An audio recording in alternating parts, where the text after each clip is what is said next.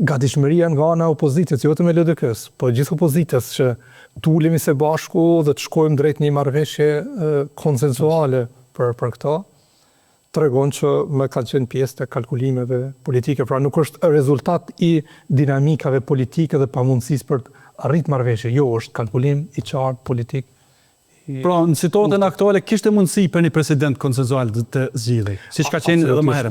Absolutisht po. Unë mendoj që gjatë gjithë kohës sa është bisedu në mes partive politike parlamentare për gjetë një konsenzus të tillë është lujt një lojë e mbrapsht prapakrave e Kurtit.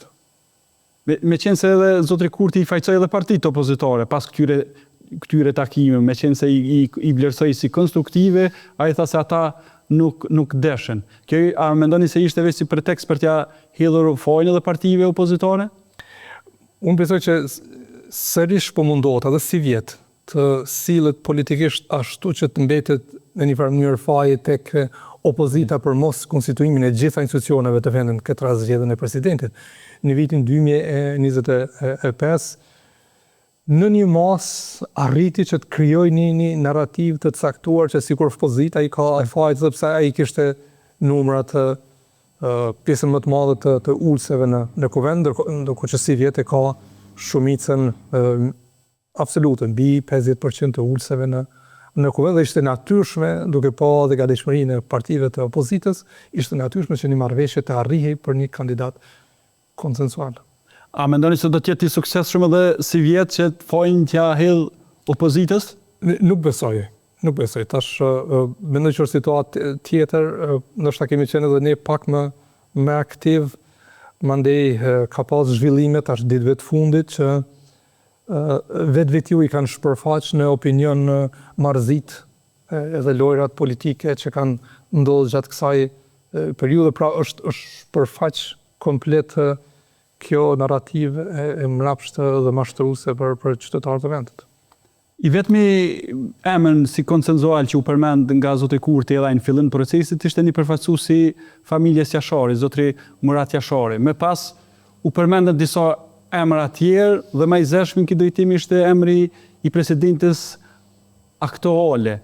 A mendoni se ish dashur të propozohet nga shumica parlamentare përsëri Vjosa Osmani për presidente?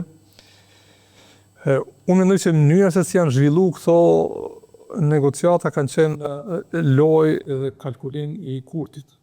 Ndërkohë që ai takohej me përfaqësues të partive politike parlamentare, në të njëjtën kohë bisedonte me kandidatë të tjerë. Në takime nuk bisedohej, pra sa jemi informuar, që janë më publike dhe informatat nga brenda partisë tonë, që ndërkohë që bisedohej në parim për arritjen e një konsenzusi të tillë, ai bisedonte me njerëz tjerë për çu përpara kandidaturë, dhe kjo tash e doli në shesh kjo loja që është bërë me presidentin aktual, besoj që është bërë qartë për secilin qytetar që kjo ka qenë vërtet kalkulim politik, lojë mbrapsht për të lënë vendin pa institucione.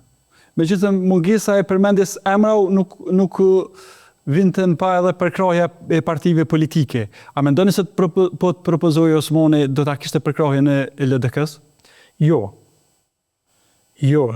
ne e kemi bërë qartë pozicionin tonë politik si parti parlamentare që jemi të gatshëm edhe kemi shku disa herë në takime për të arritur një pajtueshmëri për një kandidat jo partijak, për një emër që i bën bashkë shumicën e deputetëve të kuvendit të Kosovës, pjesë më të madhe të partive politike në kuvend, pra një kandidat jo politik që merr këtë përgjegjësi, sepse kjo është shumë e rëndësishme. Nuk është vetëm kjo një dëshirë, se më thënë politike, po është e rëndësishme për të marrë balancat institucionale në vend. Shihni në 5 vitet të fundit, ndërkohë që presidenti aktuale ka qenë atë zyrë, ajo bëri qartë vetë, me gojën e vetë, të vërtetoj që praktikisht ka qenë pjesë e agjendës politike të qeverisë.